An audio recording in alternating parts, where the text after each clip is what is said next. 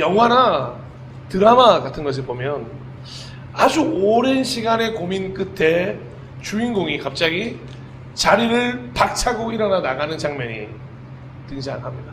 아마 그 장면을 보신 적이 있으실 겁니다. 의자는 뒤에 나도 굴러져 있고 앞에서 뭔가 결단한 듯이 문을 벌컥 열고 나가는 그 장면.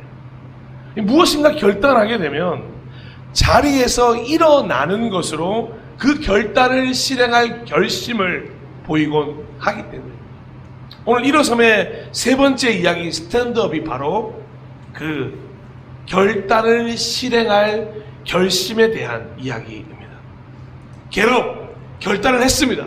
그러면 이제 스탠드업, 그 결단을 실행할 결심이 필요하다는 거죠. 우리 모두 결단을 실행할 결심으로 자리를 박차고 일어나는 오늘이 되었으면 좋겠습니다. 더 이상 과거에 머물러 있지 아니하고 나에게는 미래만 있고 앞일만 있고 내일만 있다는 생각으로 그 뒤를 완전히 박차고 일어나 무엇보다도 의심, 고민, 걱정, 염려에 대한 생각을 완전히 마무리하셨으면 좋겠습니다. 즉 나를 그 빛으로 부르셨다는 것을 믿고 때로는 내가 빛이 아닌 것 같고 빛이 되기 너무도 부족하고 제대로 빛을 비출지 괜히 하나님의 영광만 가리는 게 아닐지 그 쓸데없는 생각들을 잘 정리해야 한다는 것입니다. 그래서 잘 정리했기에 이제 빛을 비추기로 결정했으니 실행에 옮기기 위해 일어나는 순간, 그 스탠드업의 순간이 왔다는 것입니다. 드디어 하나님의 부르심을 힘입어서 그 부르심에 부응하기 위한 결단으로 일어선 것입니다. 그러니 여러분, 내 힘이 아니라 나를 일으켜 세우신 것은 하나님이신 줄로 믿습니다. 한 해를 걸어갈 때 우리의 공급처는 무엇이어야 되냐? 스스로여서는 결코 그 길을 완주할 수가 없습니다. 오직 하나님의 은혜, 하나님의 능력, 하나님의 힘으로만 가능한 줄로 믿습니다. 나를 부르신 그 주님으로 말미암아 일어서는 거죠. 그 부르심, 콜링을 들으셨다. 이제 기꺼이 순종해야겠노라. 왜 이렇게 시간이 많이 걸리는 걸까요? 그냥 처음 들었을 때 믿음의 아버지였던 아브라함처럼 나아갈 수 있었다면 얼마나 좋았을까요? 그런데 그래도 괜찮습니다. 그게 더디었든 빨랐든 그 말씀에 순종하여 자리를 박차고 일어난 모든 이들에게 하나님이 써내려간 이야기가 바로 성경이기 때문에 성경을 무엇이라 말할 수 있냐? 스탠드업 한 사람들이 어떻게 하나님의 말씀에 순종하여 결과를 얻어냈는가? 그 이야기가 성경 이야기라는 것이죠. 하나님은 자신의 명령에 순종하여 일어난 모든 이들을 마음껏 축복하셨습니다. 그러니 우리가 이 스탠드업 다음에 기다리고 있는 우리의 길 기다리고 있다는 건 바로 축복이라는 거죠. 웨이크업, 겟업, 그 다음에는 무언가 다음 순서를 통해서 더 고난이 있고 어려움이 있을지 모르겠지만 사랑하는 동역자 여러분, 이 스탠드업, 여러분의 일어섬을 동시에 하나님이 일하기 시작하면서 하나님이 여러분과 동행하기 시작하면서 여러분의 삶이 온전히 축복으로 변화가 된다는 거죠. 대표로 아브라함을 한번 생각해 볼 수 있습니다. 창세기 12장 4절. 아브라함은 주님께서 말씀하신 대로 길을 떠났다. 아멘. 잘 알고 계신 것처럼 살고 있는 그 땅에서 그 아버지의 집에서 일어나 웨이크업 겟업이 아니라 스탠드업해서 하나님이 말씀하신 땅으로 떠났습니다. 말씀에 순종했고 결단을 실행할 결심을 통해 그는 어떤 타이틀을 얻었습니까? 믿음의 조상이란 타이틀을 얻었습니다. 사랑하는 여러분, 여러분이 여러분의 가족에서 여러분의 가문에서 믿음의 아버지가 되시기를 축복합니다. 특별히 저처럼 신앙생활을 처음 시작한 가정에는 이 순종이 너무도 중요합니다. 그리고 이 축복이 너무도 중요합니다. 어릴 때부터 그런 기도를 많이 해왔어요. 하나님, 아브라함처럼 제가 이 믿음의 가문의 아버지가 되게 해주십시오. 나를 통하여 다시 한번 믿음이 흘러가게 하여 주시옵소서.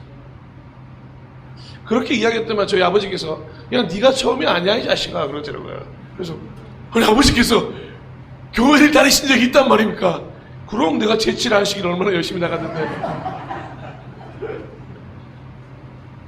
내가 처음이 아니었구나.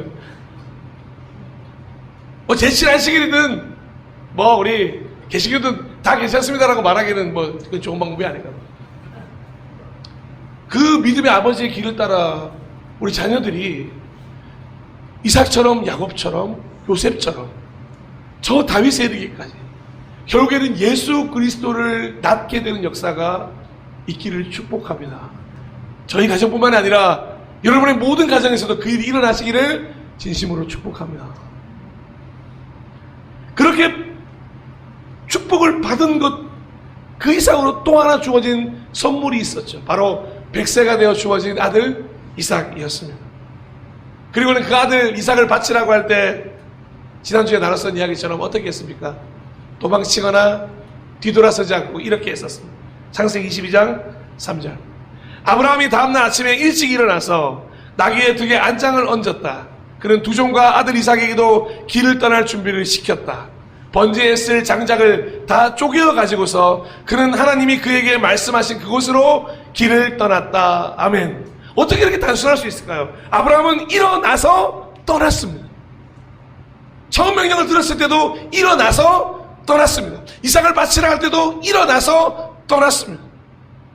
그 아브라함의 아들 이삭의 아들 야곱, 소위 믿음의 조상들이라 불리는 모든 사람들은 그 수많은 상황에서 결국에는 빠르든 늦든 스탠드업 그 일어섬을 선택하고 하나님께로 돌아간 이야기, 성경 이야기라는 거죠. 여러분, 출애굽한 이스라엘 백성들도 마찬가지입니다.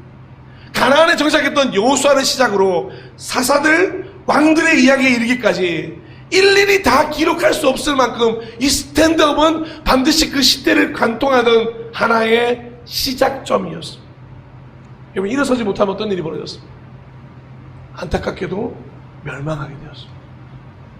다행히 극적으로라도 일어나면 어떤 일이 벌어졌죠? 하나님은 극적으로 축복하시며 그를 통해 생명을 이어가시는 이야기, 성경은 우리에게 알려주고 있는 거예요. 사랑하는 동역자 여러분, 우리가 왜 십자가에 달린 그 강도를 그렇게 부러워하는지 알고 계시지 않습니까? 때로는 질투날 만큼, 아니 솔직히 가끔은 짜증날 만큼, 야 저렇게 살다가도 낙원에 갈 수 있어 할 만큼 그 극적인 은혜를 누릴 수 있게 하시는 분이 하나님. 그런데 그 강도에게도 그 스탠드업의 시작점이 있었다는 거죠. 저는 이 성경에 등장하는 그 많은 이야기들 중에서 가장 극적으로 일어남, 즉 그 결단을 실행할 결심을 보인 이가 있다면 오늘 누가복음 15장에서 함께 나누었던 소위 탕자라고 불리죠. 바로 이 작은 아들이라고 생각합니다. 그리고 이상하게 들리실지 모르겠지만 저는 오늘 이 작은 아들이 우리의 모습이었으면 좋겠습니다. 이 작은 아들이 오늘 우리에게 아주 중요한 행동을 보여주고 있기 때문입니다. 아니 어쩌면 그 믿는 그리스도일 뿐만 아니라 온 인류를 향해 너무도 중요한 행동을 보여주고 있기 때문이죠. 그 시대로 한번 가보겠습니다. 작은 아들은 당시의 시대 배경으로 보자면 가장 불효라고 말할 수 있는, 아직 돌아가시지 않은 아버지에게 자신의 유산을 요구한 정말 말도 안 되는 일을 한 절부지 소년이었습니다. 여러분, 이렇게 말한 다음에 이 아버지가 마을 공의회에 가서 내 아들이 이런 걸 요구합디다 라고 말하면 마을 사람들이 돌로 그 아들을 쳐도 죽여도 괜찮을 만한 불효였습니다. 그런데 그 철부지 소년의 아버지는 어떤 마음인지 그 작은 아들의 소원을 들어주게 되죠. 그 원대로 이렇게 들어주게 됩니다. 누가복음 15장 12절. 작은 아들이 아버지에게 말하기를 아버지 재산 가운데서 내게 돌아올 몫을 내게 주십시오 하였다. 그래서 아버지는 살림을 두 아들에게 나누어 주었다. 여러분, 이게 우리가 성경 이야기니까 좀 덜 화가 나시죠? 직접적으로 한번 대입해 보는 거죠.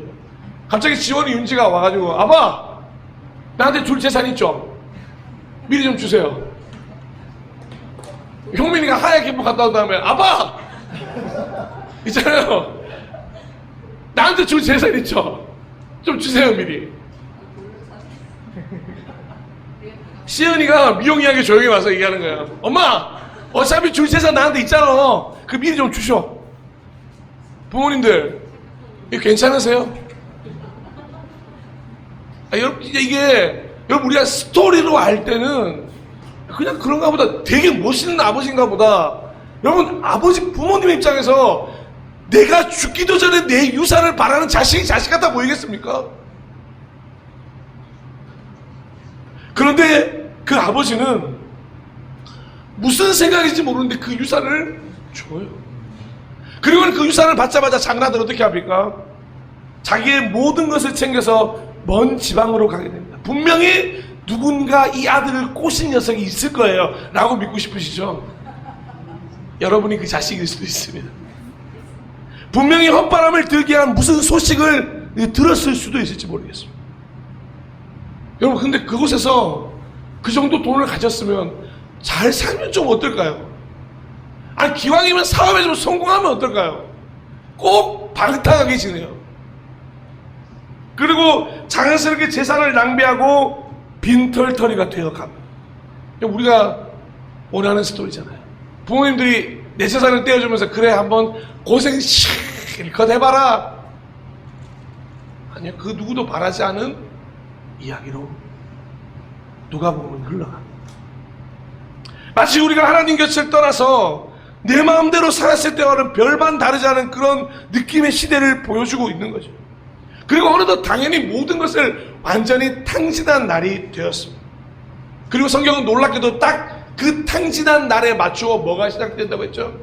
흉년이 시작됐다고 합니다.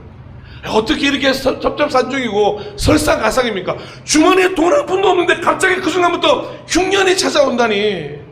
그리고는 아주 궁핍한 인생이 되는 겁니다. 부자였다가 한순간 거지가 되었다면 그 충격이 얼마나 대단했을까요? 여러분, 부자는 망해도 3대는 간다는 이야기가 있지 않습니까? 그런데 그렇게 아버지 유산을 받고 온 이 사람은 완전히 쫄딱 망한 채로 얼마나 부끄러웠겠습니까? 자기가 돈 펑펑 써대며 마음껏 소리 지르던 그 마을 주민에게 이제 자신의 목숨을 구걸해야 제발 먹을 것이라도 좀 주십시오.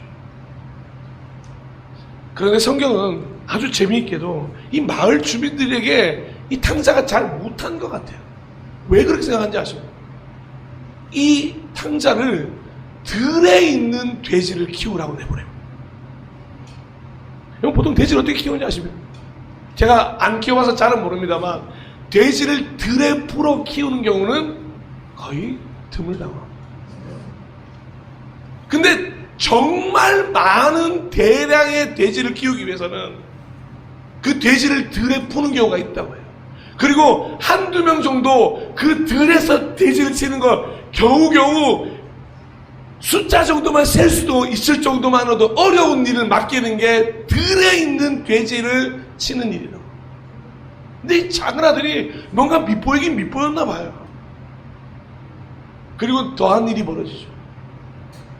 아마 이 탕자 아들이 그 들에 가서 쥐염 열매라고 하는 열매를 손에 들고 뿌려줬던 것 같아요. 얘들아 이거 먹어라. 대순아, 대삼아 이거 먹어라. 그런데 어느 순간 생각해보니 자기는 못 먹고 있는 그걸 돼지들은 먹고 있는 거예요. 그래서 요구합니다. 저 돼지들도 먹는 이 열매를 저도 좀 먹으면 안 되겠습니까? 근데 마을 주민들이 얘기하죠. 이거 큰 흉년이라 너한테 줄 쥐염 열매 따위는 없어.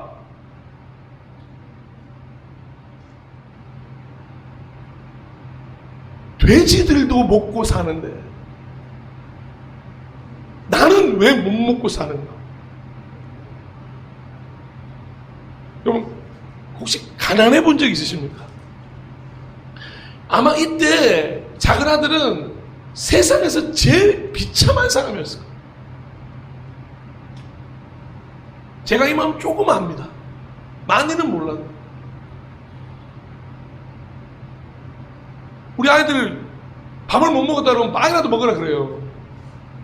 빵을 못 먹으면 맥도날드에 가지 아빠 왜 밥을 안 먹어요? 정말 돈이 없을 때 어떻게 해야 될지 몰랐습니다.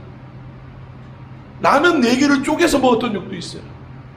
근데 얼마나 사람이 비참해지는지 아십니까? 근데 돌아다니면 왜 그 사람들이 전부 다 스테이크를 먹고 있고 삼겹살을 먹고 있고 그런 순간 나는 더 비참해지는 거예요. 돼지들도 쥐업 열매를 먹고 있는데 이쯤 되니까 속으로 그 생각 들죠. 이 자업자득이다 이 자식아. 너는 고생을 해봐야 돼 임마. 사랑하는 꼰대 여러분들, 그런 마음들이 들 수 있습니다. 그런데 정말 아이러니하게도 성경은 갑자기 이 이야기를 확 틀기 시작합니다. 15장 17절. 그제서야 그는 제정신이 들어서 이렇게 말하였다. 여러분의 마음이 녹아 계신 것 같지 않으십니까? 여러분, 뭔가 스토리가 이 사람에게 무언가를 알려주고 싶은 제3자가 널 끝까지 밀어붙인 다음에 네가 언제 제정신이 드냐 한번 보자라고 말할 정도로 갑자기 뭐라고요? 그제서야 그는 제정신이 들어서 이렇게 말해요. 그 전까지는 무슨 정신이었다고요? 제정신이 아니었다는 거죠. 사랑하는 동역자 여러분, 제정신이 드는 것, 정신을 차리는 것, 드디어 자신의 현실을 마주하는 것, 이 순간의 신앙생활에도 너무도 중요하지. 부디 이 시기를 거치셨기를 축복합니다. 아직 거치지 않으셨다면 아주 큰 고난의 시기가 됩니다. 여러분, 제정신이 드는 여러분을 만나본 적이 있으십니까? 내가 정신을 차려야 되겠다 생각해 본 적이 있으십니까? 드디어 내 자신의 현실을 마주해서 내가 얼마나 못났고 내가 얼마나 부족하고 내가 얼마나 연약한지, 내가 얼마나 이 신앙생활에서 어떠한 힘도 얻지 못하고 있었는지, 하나님이 나에게 얼마나 필요가 없었는지, 얼마나 내가 내 힘으로 살아왔던지, 말씀과 기도를 의지한다고 했지만 정말로 그 말씀 한 구절 우상처럼 여겨왔고, 기도했던 내 모습을 우상처럼 생각했던 그 모습 현실로 마주해 본 적이 있으십니까? 성경은 그때를 제정신을 차렸다고 말합니다. 보통 그래서 여름이나 겨울에 수련회를 갔다고 나면 보통 제정신을 차린 아이들이 많이 있었습니다. 그래서 어떻게 보면 가끔 여름과 겨울 수련회 때 하는 그 수련회 때 좀 아이들을 보내는 것도 맞지 않겠나? 우리 경민이 완전 제정신이 들었어요. 물론 엄마는 no. 세상에서 하나님 위의 기준이 엄마 기준입니다. 우리 신인 얘기는 하지 않겠습니다. 여러분, 저는 신인이가 피아노 치는 게 기적처럼 느껴져요. 별거 아니실지 모르겠지만 여러분은 오늘 그 기적을 마주하고 계십니까? 여러분이라고 하는 정말 별 볼 일 없을 것 같은 그 작은 아들 같은 모습이 하나님과 제정신을 차려서 마주하는 그 순간 있으십니까? 우리 송구영 스님이 따랐던 것처럼 일어나 빛을 발하라 60장에 말씀하실 때 그 이사야 59장에서 자신들의 모습을 완전히 인정한 후에야 일어나 빛을 발하겠습니다라고 말했던 그 이스라엘 백성들의 마음, 그 현실, 그 마주함이 정말 아무것도 먹지 못해서, 이건 중의적인 표현입니다.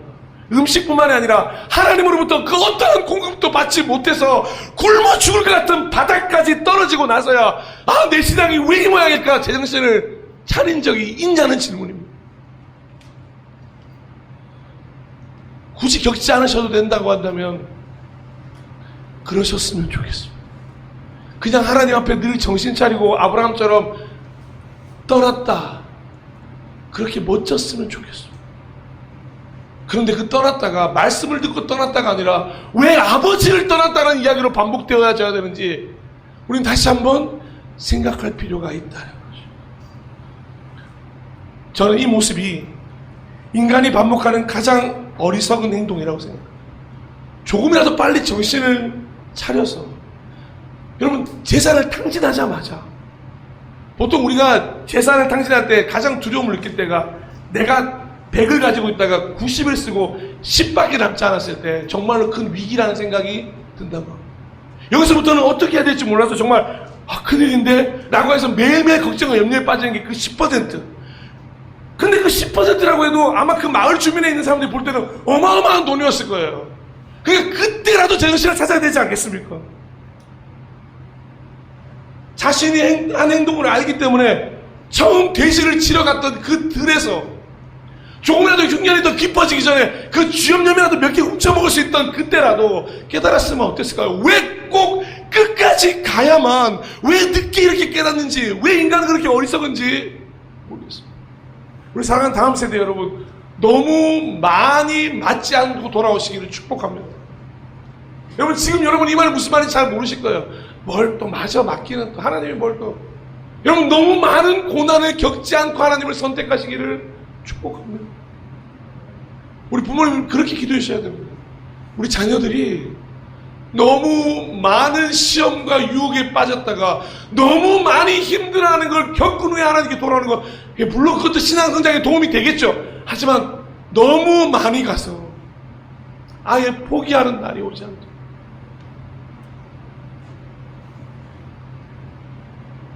그렇게 작은 아들은 제정신을 차리게 되었고, 이런 생각을 하게 됩니다. 자신에게는 답이 없었지만 아버지에게는 답이 있었다는 거예요. 와, 우리 아버지 집에 있는 품꾼들은 먹을 게 남아 도는데, 아, 우리 아버지는 우리 품꾼들에게도 마음껏 베풀어주던 분들이었고 그게 흘러넘치게 하던 분이었구나.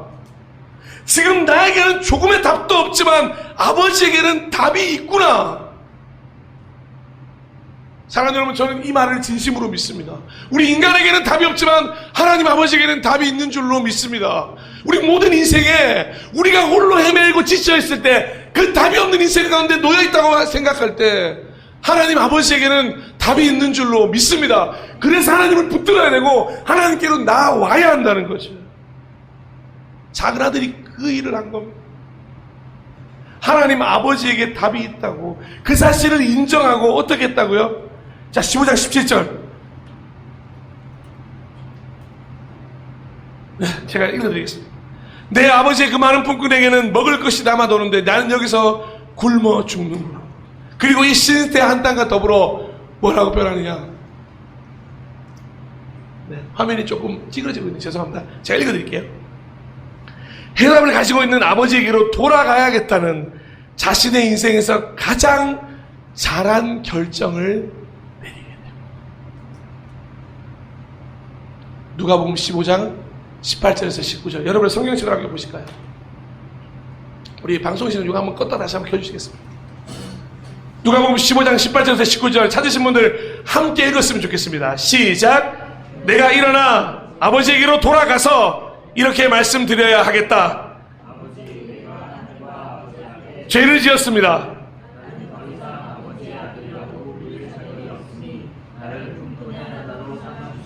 아멘. 자, 웨이크업. 괴롭의 순간이 왔습니다. 내가 일어나 아버지에게로 돌아가겠다는 결심을 했죠.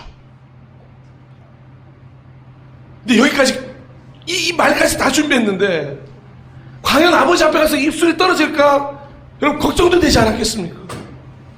일단 아버지가 자신의 유산을 달라고 했더니 부여자인 자신을 받아줄 거라는 생각조차 못하지 않았지 않았습니까?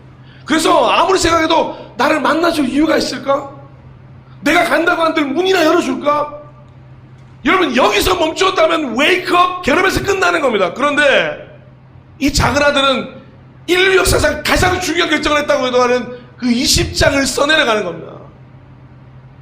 모든 인류가 걸어가야 할 길이고, 오늘도 예수를 잃어버리고 예배하는 헤매는 이들, 예배를 잃어버린 이들이 걸어가야 할 길이고, 모든 믿지 않는 이들이 행해야 할 일어섬, 그 스탠드업을 이 작은 아들은 그때 결심했다는 거죠.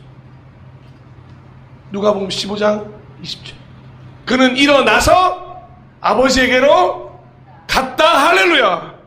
너무도 중요한 거죠. 자리를 박차고 일어났습니다. 과거를 딛고 현재를 살고 내일을 향해 전진하는 위대한 걸음이었죠. 여러분 반드시 일어나서 아버지에게로 가시기를 축복합니다. 혹여나 이 영상을 보시거나 예배를 같이 드리고 있는 분 중에 내가 지금 아버지를 떠나 있거나 신앙이 멀어져 있거나 여러 가지 일들로 삶이 어그러져 있는 모든 분들, 이 한 구절로 여러분에게 위로를 드립니다. 일어나서 아버지에게로 가십시오. 그것이 가장 좋은 방법입니다. 그러면 무엇이 기다리고 있습니까?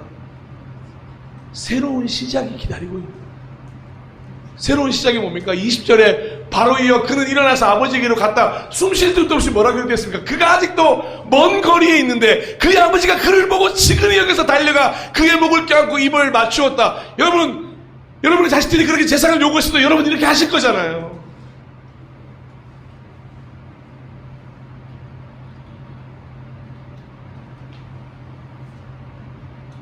그냥 일어서서 갔는데, 먼 거리에 있는데 왜 아버지가 보고 자신이 달려옵니까? 왜 껴안고 입을 맞춥니까? 왜 옷을 입힙니까? 왜 반지를 끼웁니까? 왜 잔치를 베풉니까? 저는 지금도 확신합니다. 우리가 하나님을 향한 일어섬, 이 스탠드업의 결말, 저는 이 구절이라고 믿습니다. 하늘 아버지께서 아직도 우리가 먼 거리에 있지만 우리를 보시고 지근히 여겨 달려 안으실 것입니다. 그리고 목을 껴안고 입을 맞추시고 이렇게 말씀하시지 않겠습니까? 일어나줘서 고맙다. 포기하지 않아서 고맙다. 다시 내게로 와줘서 고맙다. 비록 나를 떠났지만 다시 일어나 나를 향해 와줘서 고맙다. 나는 그런 너의 일어섬을 축복한다. 그리고 너에게 새로운 시작도 허락할 거다. 여러분, 이 모든 말이 우리들에게 주어진 축복. 우리는 아무것도 하지 않았습니다. 일어나 아버지께로 돌아가기만 하였죠. 이때 바로 고린도후서 5장 17절이라는 말씀이 쓰이는 겁니다. 누구든지 그리스도 안에 있습니다. 스탠드업, 일어나십시오.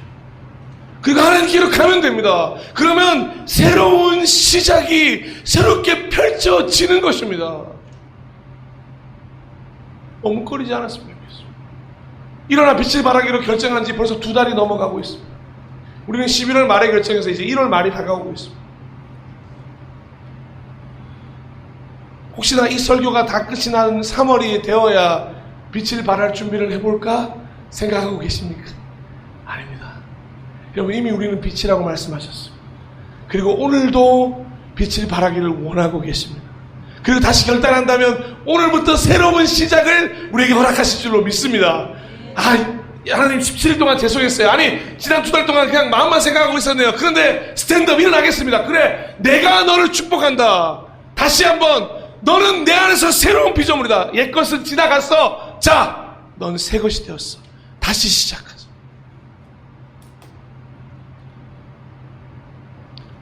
설교를 마무리하겠습니다.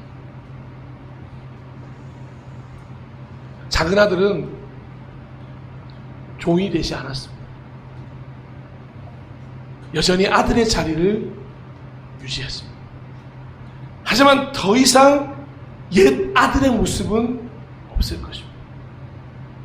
일어나 새로운 시작을 살아가는 이들에게 과거는 그저 지나간 시간으로서의 과거일 뿐이기 때문입니다. 그래서 마지막으로 이 스탠드업, 일어나라는 과거와의 건강한 작별이라고 말씀드릴 수가 있습니다. 사랑하는 동역자 여러분, 과거와의 건강한 작별을 오늘 선택해 보지 않으시겠습니까? 그러려면 스탠드업이 필요합니다.